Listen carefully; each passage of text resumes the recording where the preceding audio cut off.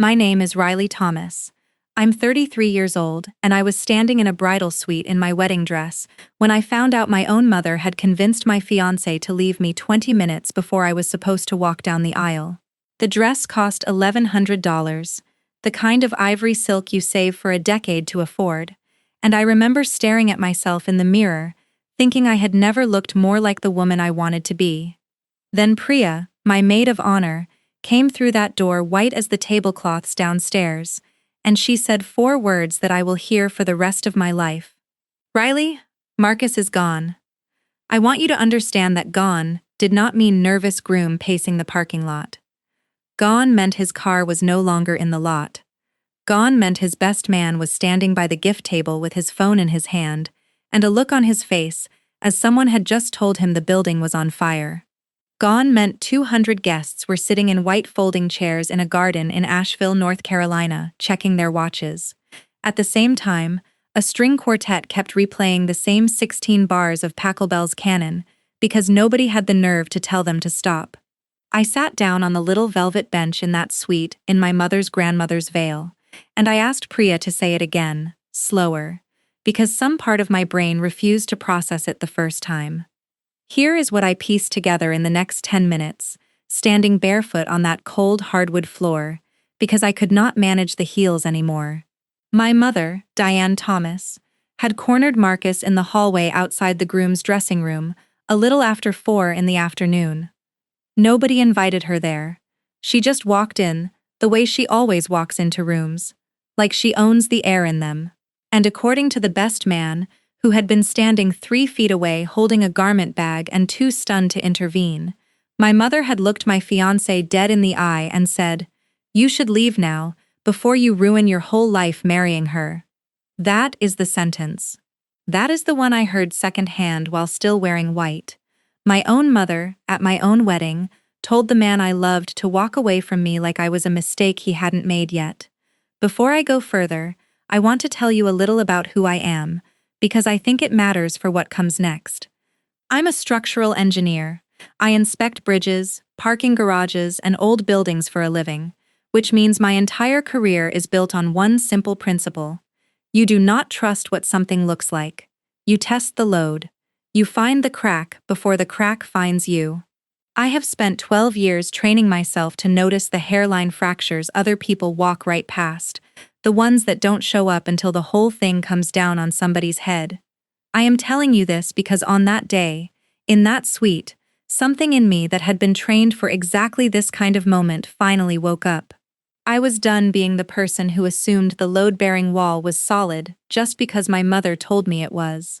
If you're watching this, and you've ever had someone you loved disappear because somebody else got to them first, I want you to drop a comment and tell me where you're watching from and what time it is right now. I read every single one of them, and I think you deserve to know you're not the only person sitting somewhere quiet, replaying the worst afternoon of your life. And if this story does what I hope it does, hit subscribe, because what my mother did to me that day was only the beginning of what I found out, and it is going to take me the rest of this video to explain how deep it actually went. For about an hour after Priya told me, I did not cry. I want to be honest about that, because I think people expect the bride to collapse, and I did not collapse. I sat very still while my Aunt Carol tried to explain to 200 guests that there had been a delay, while the photographer quietly started packing up his second lens, while somewhere out in that garden, my father sat in the front row with his hands folded in his lap, not saying a single word, which I would later understand was its own kind of confession. I kept thinking about the last text Marcus had sent me that morning. "Can't wait to marry you today." 9 words and a heart emoji, sent at 7:15 a.m., 8 hours before he vanished out of a side door without so much as a note. I asked Priya to get me my phone from the dressing table, and I want you to understand what I found on it, because this is the moment the whole story changes from a heartbreak into something else entirely. There were no missed calls from Marcus. No texts, nothing that looked like a man in crisis reaching out to the woman he was supposed to marry in 20 minutes. But there was a text thread I had never seen before, forwarded to me by his sister Danielle, who had gotten it from Marcus's own phone before he left the building, because she was the only person in that hallway who had the sense to take a screenshot of what my mother had shown him. 2 photographs, a birth certificate, a name I did not recognize, and a single caption underneath it in my mother's handwriting style of texting, the clipped, certain way she writes everything. He needs to know the truth before he signs his life away. I sat there in my wedding dress, reading a lie my own mother had constructed well enough to convince a grown man to abandon me at the altar, and I felt something shift in my chest that had nothing to do with grief anymore. It was the exact feeling I get standing under a bridge with a crack running along the support beam, the feeling of realizing that whatever I thought was holding this family up had never really been solid at all. My mother had spent 33 years telling me she only wanted what was best for me. And on the one day that was supposed to belong entirely to me, she had walked into a room and torn the whole structure down with a sentence and a photograph, and she had done it so quietly that not one of my 200 guests in that garden had any idea the building was already collapsing. To understand why my mother thought she had the right to walk into that hallway and end my wedding with a single sentence, you have to go back almost 30 years, to a house in Asheville with a kitchen island my mother wiped down so many times a day that the laminate wore thin in one particular spot, right where she used to stand. I grew up the second daughter in a family where the math never quite balanced, and I want to be clear that nobody ever sat me down and told me I was less than my sister Kayla. Nobody had to. I learned it the way you learn a draft in an old house, slowly, from 100 small places where the cold air leaks in before you ever find the crack that's letting it through. Kayla is 2 years older than me, and she was, by every measure my mother cared about, the daughter who came out right. She had my mother's same wide, easy smile, the same gift for filling a room without seeming to try. She made friends the way other kids made mud pies, effortlessly, in bulk. And my mother used to stand in doorways at Kayla's birthday parties, just watching her work a room of 8-year-olds, like she was already rehearsing for some future she'd imagined for her. I was the quiet one. I liked taking apart the toaster to see how the coils worked. I built a working pulley system out of my dad's fishing line and a broom handle when I was 9, and I remember dragging my mother into the garage to show her, so proud I could barely get the words out. And she looked at it for exactly 4 seconds before she said, "That's nice, sweetheart. Go wash your hands. Kayla's dance recital is in an hour."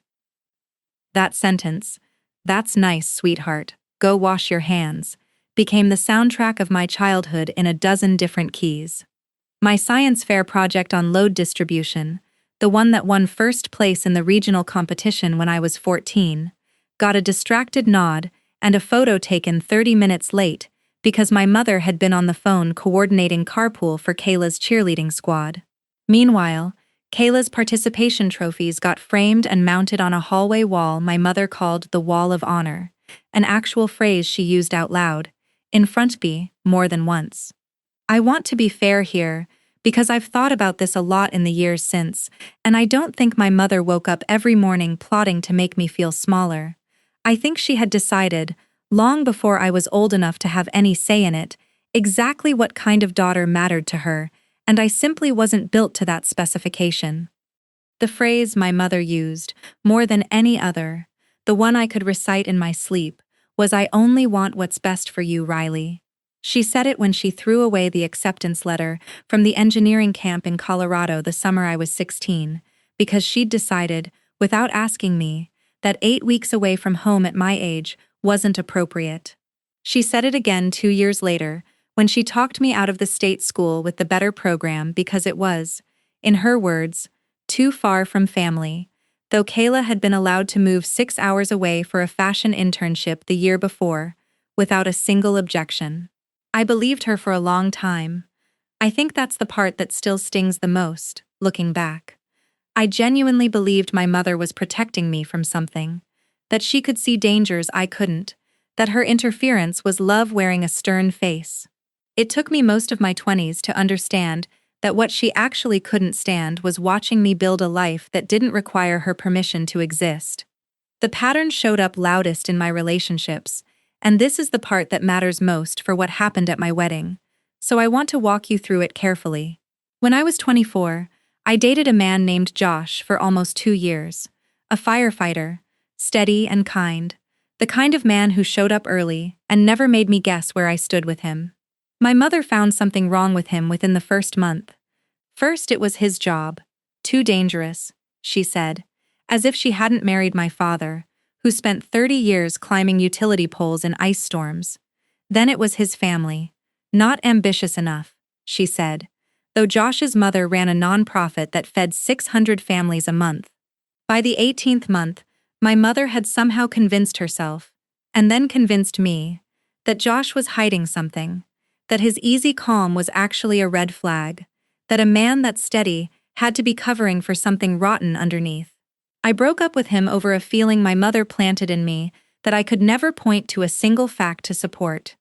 2 years later, I found out he'd married someone else, and I cried in my car outside the grocery store for reasons I couldn't fully explain to myself at the time. There was another one.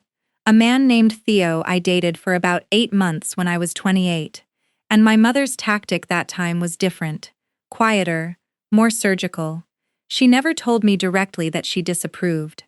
Instead, she started mentioning, almost offhandedly, little stories about women she knew whose husbands had done this or that terrible thing, always with some small detail that echoed something true about Theo: a job that required travel, a friendship with a female coworker, nothing damning on its own, but stacked up over weeks it built a case in my head that she never had to argue out loud. By the time Theo and I ended things, I genuinely believed I had figured out on my own that something was wrong with him, and it wasn't until years later, putting the pieces together, that I understood my mother had been laying that foundation one conversation at a time, brick by brick, the same way you'd never notice a wall shifting until the day it finally gave way. I want to pause here, because I think some of you watching already know exactly what this feels like: the slow erosion of your own judgment by someone who's supposed to love you unconditionally. If you've ever looked back on a relationship you ended and realized the doubt wasn't really yours, drop a comment and tell me, because I promise you it is more common than anyone talks about. What I didn't understand back then, what took me years and one ruined wedding day to finally see clearly, was that my mother wasn't protecting me from bad men. She was protecting her own control over my life from anyone steady enough to give me somewhere else to stand. Every man I loved before Marcus, she managed to talk me out of, or talk them out of me, and every single time, she used that same soft, certain voice, the one that made devastation sound like devotion. I only want what's best for you, Riley. It would take Marcus, and the worst afternoon of my life, for me to finally understand that the thing standing between me and what was best for me had never been the men. It had always, quietly, patiently, been her. I met Marcus Delgado on a Tuesday morning in March, on a job site, which felt fitting to me even at the time, because everything about him made sense the way good engineering makes sense. I was inspecting a parking structure downtown that the city had flagged for cracking in the support columns, and Marcus was the structural contractor brought in to consult on the repair. He showed up in work boots and a flannel with a level in one hand and a tablet full of blueprints in the other, and he spent 20 minutes arguing with me, respectfully but firmly, about whether the crack pattern indicated shear stress or just normal settling. I want to tell you I fell for him immediately, but the truth is, I fell for him about 40 minutes in, when he admitted I was right, out loud, in front of 2 other contractors, without a single trace of the wounded ego I'd learned to expect from men in that industry. He just said, "You're right. I missed the load path on the north side," and then he asked me if I wanted to grab coffee and keep arguing about it somewhere warmer. Marcus was 35 when we met, divorced once already, in a way he was disarmingly honest about from our very first real conversation. He told me on our second date that his first marriage had ended because he'd married too young and too fast, before he understood what he actually wanted out of a partner, and that he'd spent the 4 years since working hard not to repeat the same mistakes. I remember sitting across from him at a diner on Route 9, watching him talk about his own failures without flinching, and thinking that I had never once heard a man be that plain about his own faults without turning it into an excuse. He had a 9-year-old daughter named Sophie from that first marriage, and he talked about her constantly, unashamedly, the way some men talk about their careers. He kept a photo of her taped inside his truck's visor, a crayon drawing she'd made of the two of them fishing, and every single time he flipped that visor down, he'd glance at it for half a second before he pulled out of a parking lot. For the first 8 months of us dating, I did not tell my mother his name. I want to be honest about how calculated that was. I had learned by then, the hard way, twice over, exactly what happened when I handed her a name too early, and I was not willing to lose Marcus the way I had lost Josh and Theo before I even had a chance to find out what we could become. I introduced him to my father first, quietly, over a fishing trip my dad had planned that spring, because my father, whatever his other failures, had never once tried to talk me out of a relationship. He came home from that trip and told my mother, unprompted, that he liked Marcus, that the man knew how to bait a hook, and wasn't afraid to admit when he didn't know something, which from my father was about as glowing a review as any man could earn. My mother's first question when she finally heard his name was not "What does he do?" or "Is he kind to you?" It was, "Does he have children already?" in a tone that made it clear she already considered the answer a mark against him before I'd even said yes. The first time Marcus came to Sunday dinner at my parents' house, I watched my mother's face do something I recognized instantly, because I had watched it happen to Josh and Theo both, years apart, and it was the same expression each time, a kind of polite, measuring stillness, like she was running calculations behind her eyes. She asked him about his divorce within the first 15 minutes at the table, not gently, not the way you'd ease into a difficult subject with someone you were trying to get to know, but directly, almost like an interrogation. What happened? Whose fault was it? Was there anyone else involved? Marcus answered every question honestly, without getting defensive, which I think surprised her, because she kept circling back to the same territory all evening, looking for a crack that wasn't there. When Kayla's husband Brett had come to that same table 3 years earlier, my mother had spent the whole meal laughing at his jokes and refilling his wine glass, and I remember sitting there watching the difference in real time and feeling something cold settle into my stomach that I refused to name at the time. Over the following year, the comparisons never stopped, and they were never subtle enough for me to pretend I was imagining them. At Christmas that first year, my mother spent 20 minutes at the table describing how Brett had just gotten promoted to regional manager and bought Kayla a car with the bonus, glancing at Marcus twice while she talked as if daring him to top it. She asked him once, in front of my entire extended family, whether he was worried about providing for a second family when he was already, in her words, behind on child support for the first one, a comment so cruel and so factually wrong, because Marcus was never behind on a single payment in his life, that my aunt actually gasped audibly at the table. Marcus just set down his fork, looked at her calmly, and said he understood her concern, but that his finances were something he and I discussed privately and thoroughly, and that he'd welcome any specific question rather than assumptions. My mother didn't have a response to that, and I remember feeling, in that one moment, a flicker of hope that maybe this time would be different, that maybe I had finally found someone steady enough that her usual tactics simply wouldn't take. I want to tell you about the warning I ignored, because I think it matters more than almost anything else in this story, and I've replayed it in my head more times than I can count. About 4 months before the wedding, my mother called me on a Sunday evening while I was grocery shopping, and she asked, in that same soft, certain voice she'd used to dismantle Josh and Theo, whether I had ever really checked into Marcus's past thoroughly. Not asked him directly, she clarified. Checked, as if there were some hidden layer of him I hadn't bothered to look at. I told her I knew everything I needed to know, that I'd met his ex-wife twice, that I'd spoken with his daughter's school counselor at a parent event once, when Marcus asked me to sit in, that there was nothing hidden about this man because he'd never given me a single reason to go looking. My mother went quiet on the phone for a long moment, and then she said, People always think that right up until they find out otherwise. And I only want what's best for you, Riley, remember that. I hung up that call standing in the frozen food aisle, annoyed, dismissive, telling myself she was just being her usual overprotective self, giving her the benefit of the doubt one more time the way I always had. I had no idea that sentence was not a warning about Marcus at all. It was my mother telling me, plainly, in the only language she'd ever spoken to me, exactly what she was already planning to do. Marcus proposed in October, on a job site of all places, the same parking structure where we'd met a year and a half earlier, now fully repaired, the crack in the north support column filled and reinforced exactly the way I'd specified.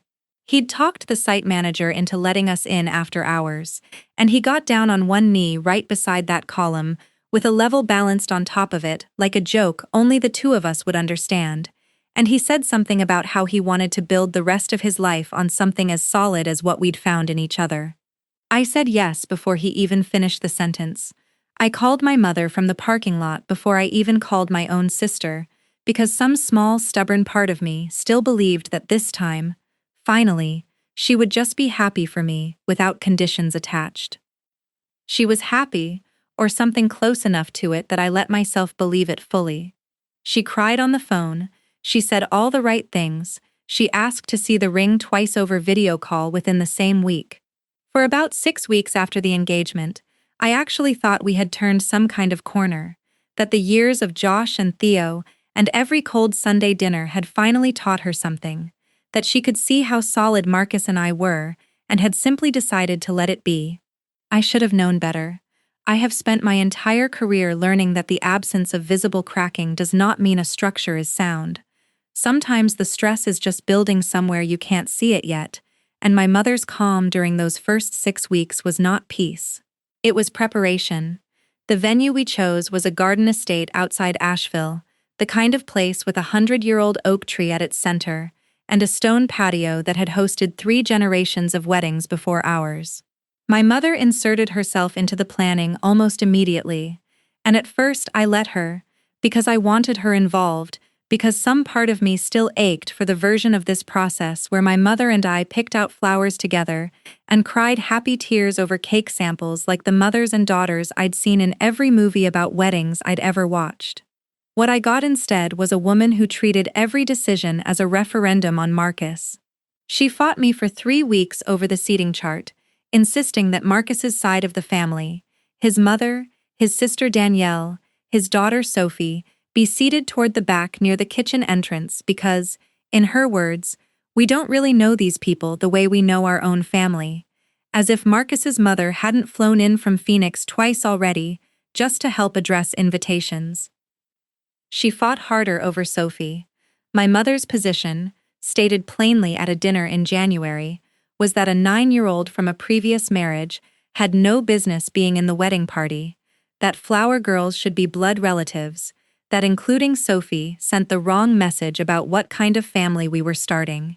I remember Marcus's face when I told him what she'd said, the careful, controlled way he absorbed it without raising his voice, and then the quiet certainty in his answer, that Sophie was walking down that aisle as our flower girl, or he was rethinking the venue entirely. I sided with him immediately and completely, and my mother backed down on that particular fight, but she backed down the way a fire banks itself under ash, not gone, just waiting for enough oxygen to flare again. The comments to relatives started sometime in February, and I only found out about most of them secondhand, the way you always find out about the worst things, weeks after they've already done their damage. My cousin Beth told me at a bridal shower that my mother had mentioned to her, almost casually, over coffee, that she worried Marcus was rushing me into marriage to lock down a stepmother for Sophie, before I had time to think it through properly. My Aunt Carol let it slip that my mother had asked her once whether she thought it was strange that a man Marcus's age, 36 by then, had never remarried sooner, as if there were some sinister reason a person might simply take time to heal and choose more carefully the second time. None of these comments was loud enough or direct enough for me to confront her about individually. That was always her genius, if you want to call it that. She never gave me a single sentence I could hold up and say, "This, This is the problem. Because every comment was small enough to dismiss on its own. And it was only years of pattern recognition. The same instinct that lets me spot a hairline crack in a support beam. That let me even notice she was doing it at all. There is one conversation I keep returning to, because I think if I had understood it correctly at the time, everything that happened on my wedding day might have gone differently. It was 3 weeks before the ceremony, and I'd stopped by my parents' house to drop off some of my grandmother's china my mother wanted to use as the head table centerpiece. I found her in the kitchen with Kayla, and they went quiet the second I walked in. That particular kind of quiet that tells you a conversation just ended a half-second too late for you to have missed it entirely. Kayla left almost immediately, mumbling something about picking up her kids, and my mother turned to me with a strange, tight smile and asked whether Marcus had ever told me exactly why his first marriage ended. The real reason, not the version he'd given me. I told her I knew everything I needed to know and asked her point blank what she was implying. She said only that some things take time to come to light, that she'd been doing some looking into it, her words exactly, some looking into it, and that she hoped for my sake there was nothing there worth finding. I left that afternoon rattled but unwilling to let her plant one more seed of doubt in a garden I had already decided was mine to tend. I had no idea that phrase, some looking into it, was not a vague maternal worry, it was a confession. My mother had already started building whatever she was going to use against Marcus, weeks before the wedding. Quietly, patiently, the same way she had dismantled every man before him. Except this time, the stakes were higher. The wedding was booked, the dress was hanging in my closet, and she was running out of time to stop something she had never intended to let happen at all. The morning of my wedding started exactly the way I'd imagined it for months. I woke up in a suite at the estate, with Priya already awake and making coffee, sunlight coming through the tall windows onto the dress hanging on the closet door, and my phone lit up at 7:15 with Marcus's text, "Can't wait to marry you today," that little red heart underneath it. I remember lying in bed for a few extra minutes, just looking at that message, feeling the particular kind of calm you only get a handful of times in your life, the calm of a person who believes, fully and without reservation, that the hardest parts are already behind her. Hair and makeup started at 9. My mother arrived at 10 with a garment bag holding my grandmother's veil, kissed my cheek, told me I looked beautiful, and for 2 more hours everything moved exactly the way a wedding day is supposed to move. Photographs in the garden, my father's hands shaking slightly as he adjusted his tie in the mirror, Sophie twirling in her flower girl dress in the hallway, while Danielle pinned a loose curl back into place. At 3:45, my mother left the bridal suite. I noticed, because she'd been hovering the entire day in a way that felt almost unusually attentive for her, fixing my veil twice when it didn't need fixing, asking the photographer to take one more family shot than we'd planned, and then, at 3:45 exactly, she said she needed to check on something downstairs and slipped out without any further explanation. I didn't think anything of it. Priya was zipping the back of my dress at that point, and I was watching myself in the mirror thinking about the way Marcus's face was going to look when I came around the corner of that garden path, and I had no idea that 40 feet down the hallway, in the small dressing room reserved for the groom's party, my mother was about to spend the next 9 minutes destroying the life I'd built. What actually happened in that hallway, I pieced together over the following days from 3 different accounts: Danielle's, the best man Carlos's, and eventually, weeks later, from Marcus himself, and the 3 versions matched each other closely enough that I do not doubt what took place. My mother walked into the groom's dressing room a little after 4 o'clock, not knocking, the way she never knocks on any door in her life, and asked Marcus if she could speak with him alone for a moment. Carlos started to follow him out into the hallway anyway, some instinct telling him this wasn't right, and my mother told him plainly that this was a family matter and asked him to give them privacy. Carlos backed off, though he stayed close enough to see most of what happened, close enough to hold that garment bag and watch the whole thing unfold like a man watching a car accident he was too far away to stop. My mother had a manila folder with her. She opened it in front of Marcus and pulled out two things: a photocopy of a birth certificate and a printed screenshot of a text conversation, and she told him, in the same calm, certain voice she'd used my entire childhood, that she had discovered something during her, in her words, some looking into it, that Marcus needed to see before he made a mistake he could never undo. The birth certificate belonged to a woman named Renee, a name none of us had ever heard before, and it listed a father's name that my mother claimed, without a shred of real verification, was Marcus, dated to a period 4 years before we'd even met, back when he was still married to his first wife. The text screenshot, which Danielle later confirmed had been altered, showed what appeared to be a message from an unknown number to my mother's phone, warning her that Marcus had a daughter he'd never told anyone about, a second child he'd abandoned and paid to keep quiet. I need to be honest with you about what I now know for certain, because I spent the following weeks confirming every piece of it. None of it was true. There was no second child, there was no affair, no hidden daughter, no secret Marcus had been keeping from anyone.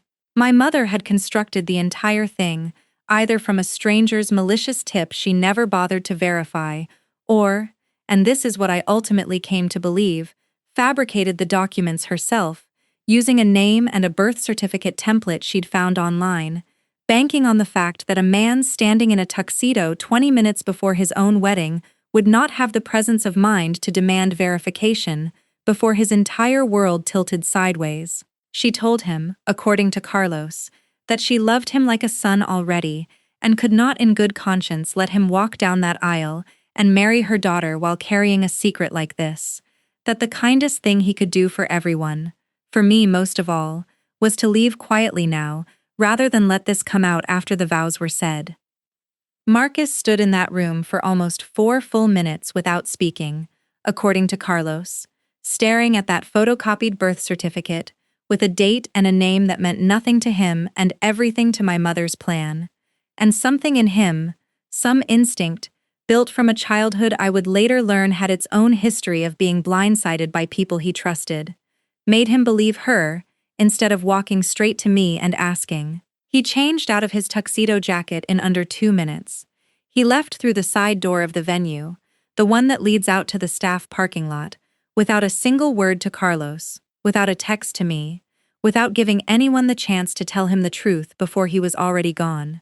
My mother walked calmly back down the hallway toward the bridal suite, and by the time she reached me, her face had rearranged itself into something soft and sympathetic, and she took my hands in hers and told me that Marcus seemed to be having some kind of last-minute nerves, that I shouldn't worry, that these things happen sometimes and I should just stay calm while everyone figured out what was going on.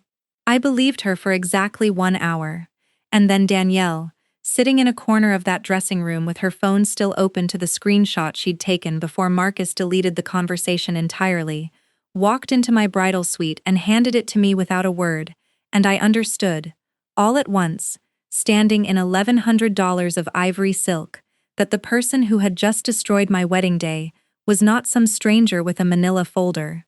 It was my mother. It had always, from the very first crack in the very first wall of my childhood, been my mother. I did not scream. I want to tell you that plainly, because I think people expect the bride in this story to fall apart on the floor of that dressing room, and I did not, and I have thought a lot about why.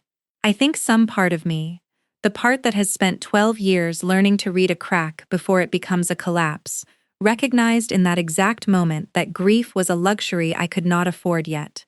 If I let myself fall apart right then, my mother would spend the next month controlling the story, the way she had controlled every story about me my entire life, and by the time I resurfaced from crying, she would have already convinced my aunts and my cousins and half my extended family that Marcus really had gotten cold feet, that she'd simply been the one brave enough to confront him about it, that she was, once again, only ever trying to protect me. So I sat down on that velvet bench, and I did the thing I actually know how to do. I started gathering evidence.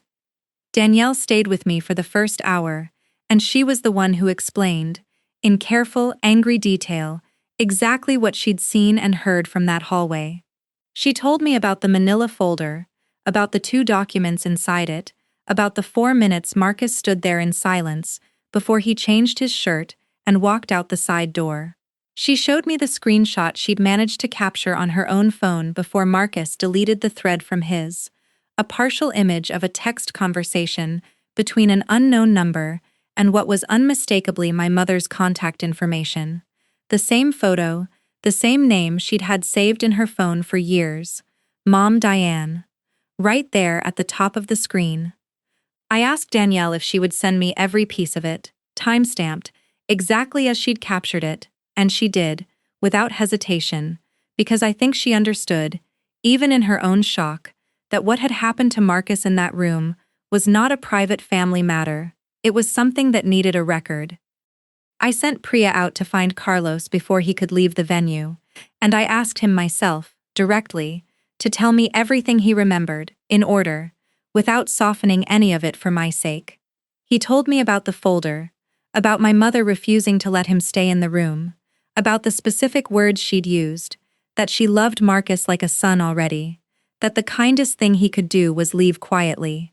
He remembered the name on the birth certificate, Renee, and the supposed birth date, which I wrote down on the back of a place card from the reception table, my hand steadier than I expected it to be. I asked him if he still had the tuxedo jacket Marcus had left behind, and he did, folded over a chair in the dressing room exactly where Marcus had dropped it, and in the inside pocket, still there, was the vow card Marcus had written out in his own handwriting that morning, the one he was supposed to read to me in front of 200 people. I kept that card. I still have it. By 6 that evening, most of the guests had gone home, ushered out gently by my father, who I later learned had known nothing about what happened in that dressing room until it was already over, a fact that mattered a great deal to me in the weeks that followed. I sat in an empty office at the venue with Priya, Danielle, and Carlos, and I asked Danielle to help me do something that felt, at the time, almost unbearably clinical for a woman who had just watched her wedding collapse in real time. I asked her to help me trace the birth certificate. It took less than 20 minutes on a laptop the venue manager let us use. The document my mother had shown Marcus used a template you could download from 3 different websites designed for pranks and novelty gifts, the kind of thing people use to fake a birth announcement as a joke. The county seal on it did not match any real county seal from the state listed. The name Renee did not correspond to any actual birth record in that county for the date given, which we confirmed by calling the county clerk's office directly the following Monday morning and requesting a verification search, something my mother had clearly never bothered to do herself, because she never expected anyone to check. The text screenshot took a little longer, but not much. I have a friend from college who works in digital forensics for a private firm, and I called her that same night, still in my wedding dress because I hadn't had the heart to change out of it yet, and I sent her everything Danielle had captured.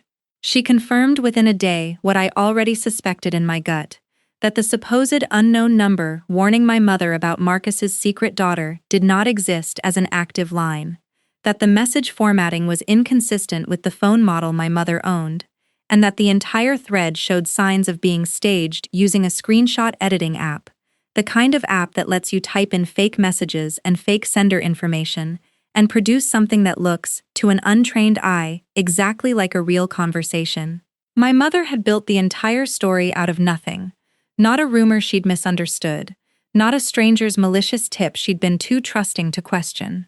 She had manufactured it, deliberately, with enough care to make it convincing to a man standing alone in a room with 20 minutes left before he was supposed to marry me. I called Marcus that night, close to midnight, and he did not answer. I did not expect him to. I sent him one message instead, the only thing I could think to say that wasn't a plea or an accusation. I wrote, "Whatever she showed you is fake, and I can prove it, and I am not angry at you for believing her. I am only asking you to let me show you the truth before you decide anything for good." I did not hear back that night, and I did not hear back the next morning either, and I spent that entire first day after my wedding sitting at my kitchen table with a folder of my own now, printouts of a forged birth certificate, a fabricated text thread, a county clerk's confirmation that no such record existed, laid out in front of me like evidence at a crime scene, because in every way that mattered to me it was one. My mother had spent 33 years teaching me that she only ever wanted what was best for me. What I understood now, sitting alone in that quiet kitchen with the truth finally assembled in front of me, was that she had never once wanted what was best for me. She had only ever wanted what she could control, and on the one day I had finally built something entirely outside her reach, she had chosen to burn it down rather than let it stand without her. Marcus finally called me back 3 days after the wedding, and his voice sounded like a man who hadn't slept, hollow and careful, the voice of someone bracing for a fight he didn't feel entitled to win. He told me he'd spent those 3 days sitting with what my mother had shown him, unable to look at me, unable to look at Sophie without wondering if he'd have to explain to her someday why he'd walked away from a life she'd been so happy to be part of. I told him, calmly, the way I would explain a structural report to a client who didn't want to hear bad news, that everything my mother had shown him was fabricated, that I had a county clerk's confirmation in writing that no birth record existed under that name and date, that a forensic examiner had confirmed the text thread was staged using editing software, that I had the folder sitting on my kitchen table right now if he wanted to see every piece of it himself. There was a long silence on the phone, long enough that I wondered if the call had dropped, and then he said, very quietly, I need to see it in person.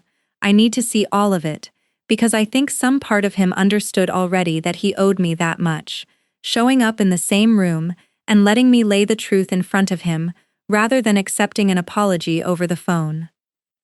I decided the confrontation could not happen quietly between just the two of us, and I want to explain why, because I think it matters. My mother had spent my entire life controlling the narrative in private conversations, one relative at a time, one soft comment at a time, always small enough to deny, always delivered where no one else could hear the full shape of it. If I confronted her alone, in her kitchen, with no one else present, she would find a way to make this my fault too, the way she always had, and I would walk out of that house doubting myself the same way I doubted myself over Josh and over Theo years before. So instead I asked my father to arrange a family dinner at their house the following Sunday, telling him only that I needed everyone there, Kayla included, because I had something to share about what happened at my wedding. I brought Danielle, I brought the folder, and I brought Marcus, who arrived 15 minutes before the rest of us, and sat quietly in his truck in the driveway until I texted him it was time. I sent Priya out to find Carlos before he could leave the venue, and I asked him myself, directly, to tell me everything he remembered, in order, without softening any of it for my sake. He told me about the folder, about my mother refusing to let him stay in the room, about the specific words she'd used, that she loved Marcus like a son already, that the kindest thing he could do was leave quietly. He remembered the name on the birth certificate, Renee, and the supposed birth date, which I wrote down on the back of a place card from the reception table, my hand steadier than I expected it to be. I asked him if he still had the tuxedo jacket Marcus had left behind, and he did, folded over a chair in the dressing room exactly where Marcus had dropped it, and in the inside pocket, still there, was the vow card Marcus had written out in his own handwriting that morning, the one he was supposed to read to me in front of 200 people. I kept that card. I still have it. By 6 that evening, most of the guests had gone home, ushered out gently by my father, who I later learned had known nothing about what happened in that dressing room until it was already over, a fact that mattered a great deal to me in the weeks that followed. I sat in an empty office at the venue with Priya, Danielle, and Carlos, and I asked Danielle to help me do something that felt, at the time, almost unbearably clinical for a woman who had just watched her wedding collapse in real time. I asked her to help me trace the birth certificate. It took less than 20 minutes on a laptop the venue manager let us use. The document my mother had shown Marcus used a template you could download from 3 different websites designed for pranks and novelty gifts, the kind of thing people use to fake a birth announcement as a joke. The county seal on it did not match any real county seal from the state listed. The name Renee did not correspond to any actual birth record in that county for the date given, which we confirmed by calling the county clerk's office directly the following Monday morning and requesting a verification search, something my mother had clearly never bothered to do herself, because she never expected anyone to check. The text screenshot took a little longer, but not much. I have a friend from college who works in digital forensics for a private firm, and I called her that same night, still in my wedding dress because I hadn't had the heart to change out of it yet, and I sent her everything Danielle had captured. She confirmed within a day what I already suspected in my gut, that the supposed unknown number warning my mother about Marcus's secret daughter did not exist as an active line, that the message formatting was inconsistent with the phone model my mother owned, and that the entire thread showed signs of being staged using a screenshot editing app, the kind of app that lets you type in fake messages and fake sender information and produce something that looks, to an untrained eye, exactly like a real conversation. My mother had built the entire story out of nothing, not a rumor she'd misunderstood, not a stranger's malicious tip she'd been too trusting to question. She had manufactured it, deliberately, with enough care to make it convincing to a man standing alone in a room with 20 minutes left before he was supposed to marry me. I called Marcus that night, close to midnight, and he did not answer. I did not expect him to. I sent him one message instead, the only thing I could think to say that wasn't a plea or an accusation. I wrote, "Whatever she showed you is fake, and I can prove it, and I am not angry at you for believing her. I am only asking you to let me show you the truth before you decide anything for good." I did not hear back that night, and I did not hear back the next morning either, and I spent that entire first day after my wedding sitting at my kitchen table with a folder of my own now, printouts of a forged birth certificate, a fabricated text thread, a county clerk's confirmation that no such record existed, laid out in front of me like evidence at a crime scene, because in every way that mattered to me it was one. My mother had spent 33 years teaching me that she only ever wanted what was best for me.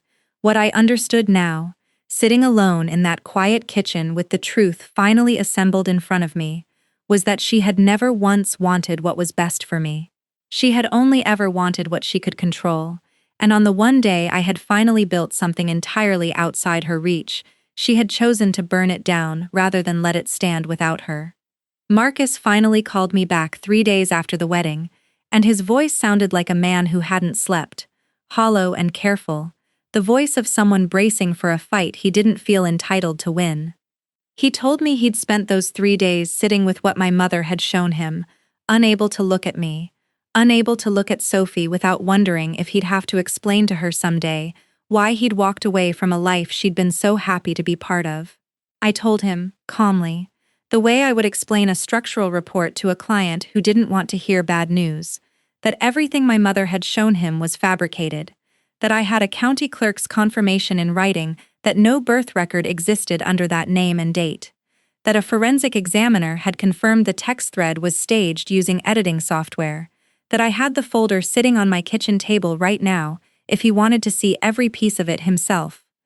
There was a long silence on the phone, long enough that I wondered if the call had dropped, and then he said, very quietly, "I need to see it in person. I need to see all of it, because I think some part of him understood already that he owed me that much, showing up in the same room and letting me lay the truth in front of him, rather than accepting an apology over the phone."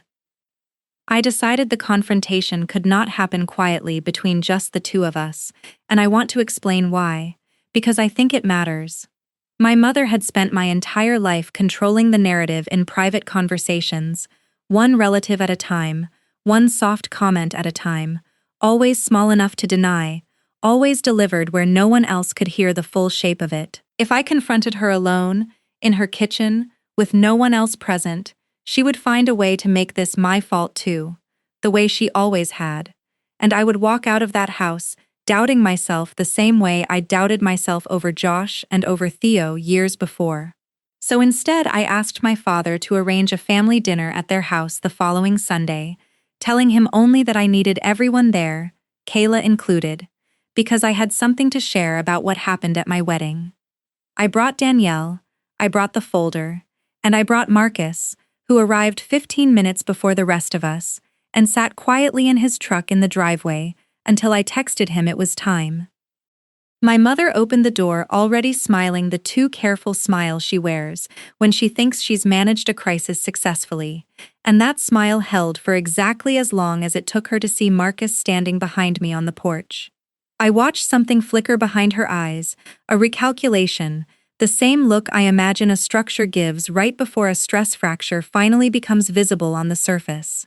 She recovered quickly, the way she always does, ushering us into the dining room, telling Marcus how glad she was to see him, as if the last conversation they'd had wasn't her handing him a fabricated birth certificate in a groom's dressing room 3 days earlier.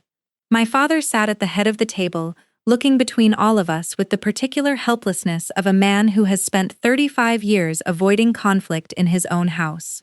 Kayla arrived last, sliding into a chair with a confused half-smile, clearly having been told nothing by our mother about what this dinner was actually about. I did not raise my voice. I want to be clear about that, because I think the version of this story people expect involves shouting, plates breaking, someone storming out into the night. Instead, I set the folder on the table, squared it neatly the way I square every report before I hand it to a client, and I said, out loud, in front of everyone, that I wanted to talk about what happened in the groom's dressing room before my wedding. My mother's face did the thing it always does when she's cornered, a soft, wounded confusion, as if she genuinely couldn't imagine what I was referring to. I opened the folder and laid the photocopied birth certificate on the table first, then the county clerk's written confirmation that no such record existed for that name or date in that county, dated and signed 2 days earlier. I watched Kayla's face change as she read it, watched her look up at our mother with an expression I had never once seen her wear in 35 years of being the favored daughter, something close to disbelief. Then I laid down the forensic examiner's written statement about the text thread, the technical explanation of how the screenshot had been constructed using editing software, how the phone number listed didn't correspond to any active line, how the formatting didn't match the message history on my mother's actual device. I told the table, plainly, that I had confirmed every single piece of what my mother showed Marcus was fabricated, manufactured deliberately, with enough care and detail to be convincing to a man with 20 minutes left before his own wedding. My mother's composure finally cracked somewhere in the middle of that second document, and she said, her voice climbing, that she had only been trying to protect me, that she loved me too much to watch me marry a man she wasn't certain about. That same phrase again, I only wanted what was best for you, and I let her say it in full this time, let it hang there in the air, over that dinner table, where everyone could finally hear exactly how hollow it sounded once you knew what it had cost. Marcus spoke for the first time since we'd sat down, and his voice was steady, in a way that told me he'd rehearsed this in his truck before he walked in.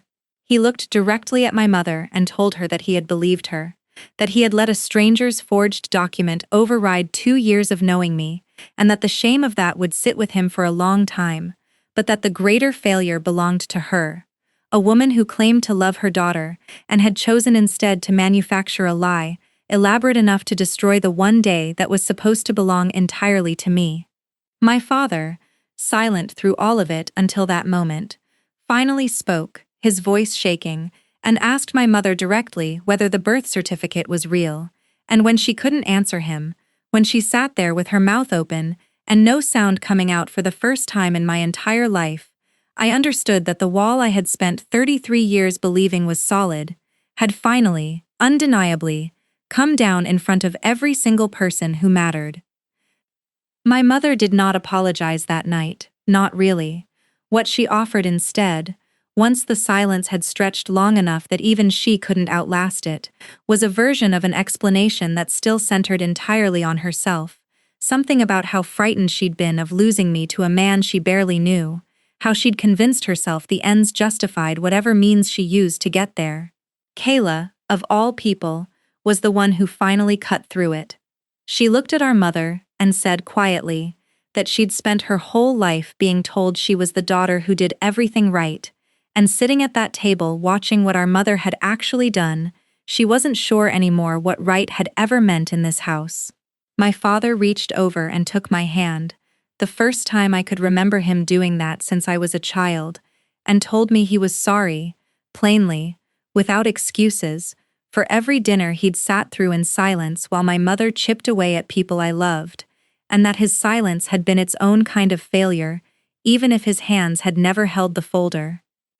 In the weeks that followed, the consequences moved slowly but surely, the way real consequences usually do, without fireworks, just a steady redistribution of trust.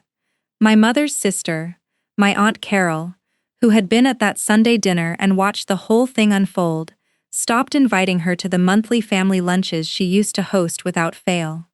Word moved through the extended family the way it always does, not through any announcement I made, but through relatives who had been there and simply told the truth to the relatives who hadn't, and my mother found herself, for the first time in my lifetime, on the receiving end of the kind of quiet social exile she had spent decades orchestrating for other people. She called me twice in the first month, each time circling back to some version of, "I only wanted what was best for you," and each time I told her the same thing, that I loved her, that I understood some of where her fear came from, but that I would not be having a real relationship with her again until she could say, plainly and without qualification, that what she did was wrong, not misguided, not overprotective, wrong. She has not been able to say that yet. I am not holding my breath. Marcus and I did not get back together right away, and I want to be honest about that part too, because I think it matters more than a tidy reunion would. It took us almost 2 months of slow, careful conversation, most of it with a counselor present, before either of us felt ready to talk about a future again. I needed him to understand that believing a stranger's fabricated story over 2 years of knowing me was its own kind of wound, separate from what my mother had done, and he needed to sit with that discomfort, rather than rush past it looking for forgiveness. What eventually brought us back together wasn't a grand gesture. It was Sophie, actually, who asked him one evening, with the blunt honesty only a 9-year-old can manage, why he wasn't marrying Riley anymore, and Marcus told me later that her question cracked something open in him that all my evidence and all my explanations hadn't quite reached, the simple fact that he had let fear decide that his own daughter couldn't understand him abandoning. We got married eventually, 6 months later, in a small courthouse ceremony with 12 people present, my father walking me down a hallway instead of an aisle, Sophie holding a single flower instead of a basket, and my mother was not invited, and I have made my peace with that, because some structures, once you find the crack running clean through the foundation, are not worth the risk of building on top of again without repair. I think about that afternoon in the bridal suite often, the 4 minutes Carlos described Marcus standing silent in that dressing room, and I've come to understand something I want to leave you with, because I think it applies far beyond weddings and far beyond my own family. The people who claim most loudly that they only want what's best for you are sometimes the very people least willing to let you decide for yourself what that is. My mother never once, in 33 years, asked me what I thought was best. She decided it for me, every single time, and dressed the decision up in a language of love, because that language was easier to swallow than the truth, which was that she needed control more than she needed my happiness. It took a forged birth certificate and a staged text thread to finally show me the difference, but I think if I look back honestly, the evidence had been there the whole time. In every relationship she talked me out of, in every science fair project glanced at for 4 seconds, in every sentence that started with, "I only want what's best for you," and ended with her getting exactly what she wanted instead.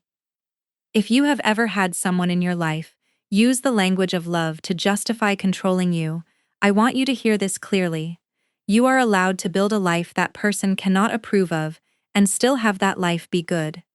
You are allowed to gather your own evidence, trust your own eyes, and decide for yourself when someone's protection has quietly become possession.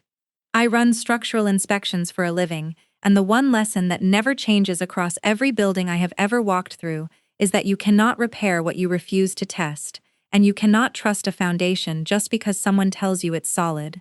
Test it yourself, trust what you find.